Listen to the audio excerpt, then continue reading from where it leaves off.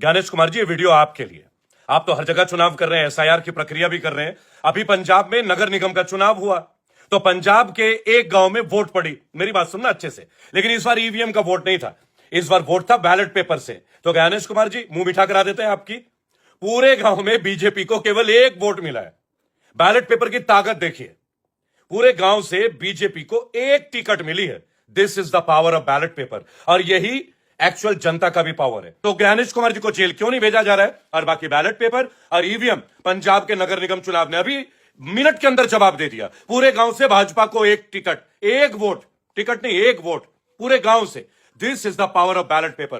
तो पंजाब में हुआ भाजपा का सुपड़ा साफ, हालत इतनी ज्यादा खराब कि मिला सिर्फ एक वोट। और दोस्तों ट्विस्ट ये है कि चुनाव ईवीएम से नहीं बैलेट पेपर से हुआ। जी हाँ, बड़ी खबर है, एक वोट पर पंजाब के जिला परिषद के चुनाव में भाजपा सिमट गई और आपने बम्पर जीत दर्ज करी। पूरा माजरा क्या है, इस मामले पर जनता की जमकर प्रतिक्रिया आ रही है। और इसी बीच एक सोशल एक्टिविस्ट का वीडियो भी बहुत ज्यादा वायरल हो रहा है, वो भी आपको दिखाऊंगी दोस्तों, तो आप हमारे साथ अंत तक जरूर बने रहिएगा। नमस्कार, आदाब, आप देख रहे हैं खबर अड्डा और मैं हूं आपके साथ सुम्बुली रम। दोस्तों पंजाब में भाजपा का जितना बुरा हाल हुआ है फिलहाल, इतना बुरा पहले कभी नहीं हुआ। जी हाँ, ये बात मैं डंके की चोट पे कह सकती हूँ। बताइए, एक वोट मिलना कितना शर्मनाक है, और ये दिखाता है कि पंजाब की जनता भारतीय जनता पार्टी की सरकार से कितना ज्यादा नाखुश है। और दोस्तों जैसा कि मैंने आपको वो ट्विस्ट बताया कि ये सब कुछ ईवीएम से नहीं बल्कि ये पूरा चुनाव जो है बैलेट पेपर से करवाया गया। चुनाव भले ही बड़ा नहीं था मगर उसके नतीजों ने अब सबको चौंका दिया है। दोस्तों ऐसा क्यों होता है आखिर कि हमारे देश में जब भी बैलेट से चुनाव होता है तो धांधली करने वाले पार्टियों की बुरी तरीके से, शर्मनाक तरीके से हार हो जाती है, और इसलिए बैलेट के नाम से ऐसी पार्टियां थर थर कांपने लगती हैं। दरअसल पंजाब में निकाय चुनाव हुआ और वो ईवीएम से नहीं बैलेट पेपर से हुआ। ना सिर्फ चुनाव बैलेट पेपर से हुआ बल्कि मतगणना भी बैलेट पेपर से ही कराई गई। जाहिर सी बात है, पंजाब में 15 दिसंबर को निकाय चुनाव के लिए वोट डाले गए और 48% यहाँ पर वोटिंग हुई थी। इसके लिए 9000 उम्मीदवारों ने किस्मत अपनी आजमाई थी। पंजाब निकाय चुनाव के नतीजे जब सामने आए तो सबसे बड़ा धक्का जिस पार्टी को लगा वो थी भाजपा। नतीजे बेहद चौंका देने वाले थे और ये बताते थे कि पंजाब में जो बीजेपी का सुपड़ा साफ हुआ है तो जनता कितनी नाराज है, और पंजाब में भाजपा 5वें नंबर पर पहुंच गई। बैलेट से चुनाव में भाजपा को जबरदस्त तरीके से नुकसान उठाना पड़ा है दोस्तों, और इससे भी ज्यादा शर्मनाक तो ये कि उसको एक ही वोट मिला। इस बात पर भी हर कोई भाजपा के मजे ले रहा है, चुनाव आयोग पर टिप्पणी कर रहा है। पूर्व विंग कमांडर है व्योमिका हंसते हुए कह रही हैं कि जिसने भी भाजपा को वो एक वोट दिया है उसे अब ढूंढा जा रहा है। और देखिए दोस्तों कैसे भाजपा 5वें नंबर पर पहुंच गई।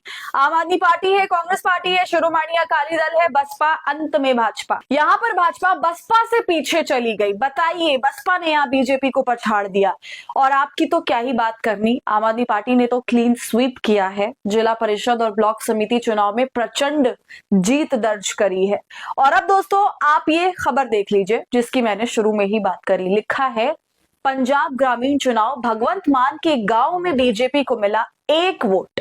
खबर में आगे लिखा है पंजाब के ग्रामीण चुनाव में भाजपा को कुल 347 जिला परिषद सीटों में से केवल 7 और कुल 2838 पंचायत समिति जोन में से 73 सीटें ही मिली। सतोज गांव में भाजपा को सिर्फ एक वोट मिला। दोस्तों इस बात की अब जमकर धज्जियां उड़ाई जा रही हैं, और जब पंजाब के मुख्यमंत्री भगवंत मान से इस पर सवाल पूछा जाता है तो वो हल्के फुल्के अंदाज में ये कहते हैं कि ये पता लगाने के लिए जांच चल रही है कि इकलौता मतदाता कौन था। दोस्तों ट्विटर पर भी ये मामला छाया हुआ है। तमाम विपक्षी नेता मजे ले रहे हैं तो कई टिप्पणियां भी कर रहे हैं। कांग्रेसी नेता एक वीडियो को शेयर करते हुए लिखते हैं कि ज्ञानेश कुमार जी, ये वीडियो आपके लिए बनाई गई है। इन भाई साहब ने पंजाब में बीजेपी को एक वोट मिला क्योंकि वहां पर आपकी ईवीएम नहीं थी। यही है बैलेट पेपर की ताकत।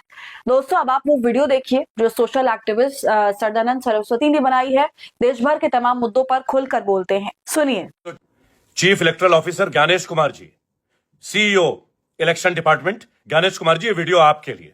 आप तो हर जगह चुनाव कर रहे हैं, एसआईआर की प्रक्रिया भी कर रहे हैं। अभी पंजाब में नगर निगम का चुनाव हुआ तो पंजाब के एक गांव में वोट पड़ी। मेरी बात सुनना अच्छे से। लेकिन इस बार ईवीएम का वोट नहीं था, इस बार वोट था बैलेट पेपर से। तो ज्ञानेश कुमार जी मुंह मीठा करा देते हैं आपकी। पूरे गांव में बीजेपी को केवल एक वोट मिला है।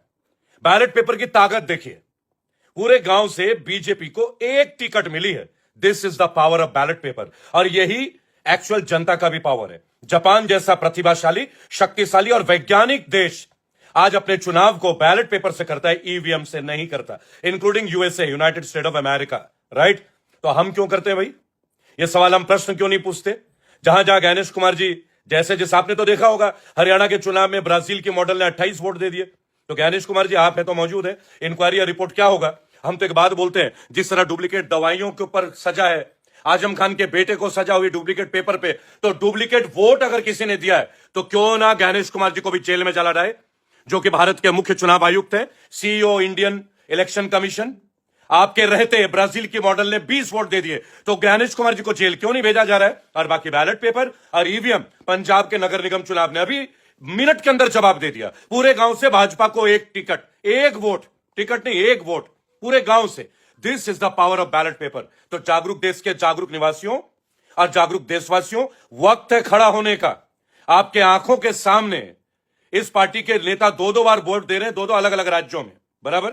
नेता चुनिए, तब अच्छा सरकार चुना जाएगा। ये भी मैं आपको बता रहा हूं। अच्छे नेता चुनेंगे तो कोई हिजाब नहीं खींचेगा एक औरत के चेहरे से, जैसे कि नीतीश कुमार ने किया। अगर बैलेट पेपर से चुनाव होंगे तो अच्छे नेता चुनेंगे तो अशोक गहलोत जैसे लोग घूंघट नहीं हटाएंगे। अच्छे नेता चुनेंगे तो लालू प्रसाद यादव जैसे लोग ये नहीं कहेंगे कि बिहार की सड़कों को हेमा मालिनी का गाल बना देंगे। और अच्छे नेता चुनेंगे तो बिहार का एक गधा नेता है जिसने ये कहा है कि नीतीश कुमार बिल्कुल सही है, और उन्होंने जिस लड़की को खींचा नकाब अपनी बेटी समझ के, अब वो नौकरी करे चाहे ना करे, वो जहन्नुम में जाए। ऐसे गधे नेता को भी अगर आप बैलेट पेपर से चुनोगे तो आप नहीं चुनोगे। आप भी जानते हो, मैं भी जानता हूं, एक ऐसा गधा नेता जो फौजी के लिए कहता है कि फौज में तो आते ही लोग मरने के लिए। आप जानते हैं मैं किस नेता की बात कर रहा हूं? पता नहीं, कुछ गिरिराज उराज ऐसे कुछ नाम होगा। नाम में क्या रखा है, अगले के कर्म इतने गंदे हैं, बराबर? तो बैलेट पेपर और ईवीएम, वक्त है अच्छे सरकार के लिए अच्छे लोगों का चुनना, और अच्छे लोग तब चुन पाओगे जब चुनाव होगा बैलेट पेपर से। पंजाब के एक गांव ने, गणेश कुमार साहब, आपकी आंखें खोल दी है। आपका ईवीएम वहां पे नहीं है तो एक वोट है बीजेपी को। This is the power of ballot paper. ये वीडियो गणेश कुमार जी तक पहुंचा दीजिएगा और उनकी प्रतिक्रिया जरूर लीजिएगा। सुना आपने दोस्तों किस तरह वो लोगों को नसीहत दे रहे हैं, उनसे आग्रह कर रहे हैं कि आप अच्छा नेता चुनिए तभी अच्छी सरकार बनेगी। आप गिरिराज सिंह जैसे नेताओं को चुनेंगे तो वो महिलाओं को जहन्नुम में भेजेंगे। आप नीतीश जैसे नेताओं को चुनेंगे तो वो महिलाओं का नकाब खींचेंगे। वो सीधा गणेश कुमार पर भी टिप्पणी करते हैं और कहते हैं कि बैलेट मजबूत है, इसलिए भाजपा को पूरे गांव में केवल एक ही वोट मिला।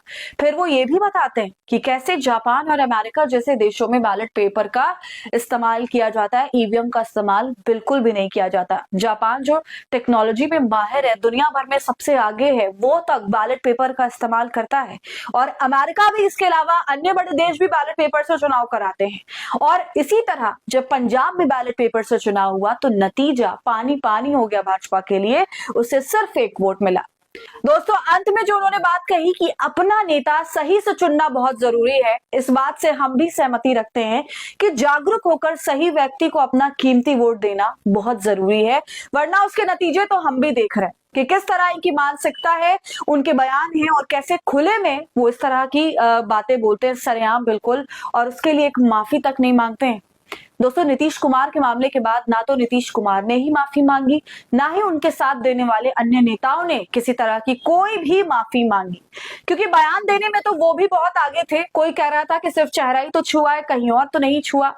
तो कोई कह रहा है कि नौकरी लेनी है तो लो, नहीं तो जहन्नुम में जाओ, हमें फर्क नहीं पड़ता। इस तरह की असंवेदनशील टिप्पणियां की जा रही है इन नेताओं की तरफ से, और ये कोई छोटे मोटे नेता नहीं है दोस्तों, बल्कि कैबिनेट में बैठे हुए हैं, ये मंत्री है, मंत्रालय इनके पास। अब आप ही बताइए कि ऐसे लोगों का क्या किया जाए। साथ ही भाजपा का जो पंजाब में हाल हुआ उस पर भी आपकी क्या राय है, कमेंट कर हमें जरूर बताइए। वीडियो को लाइक और शेयर करें, खबर अड्डा को यूट्यूब पर सब्सक्राइब कर लें।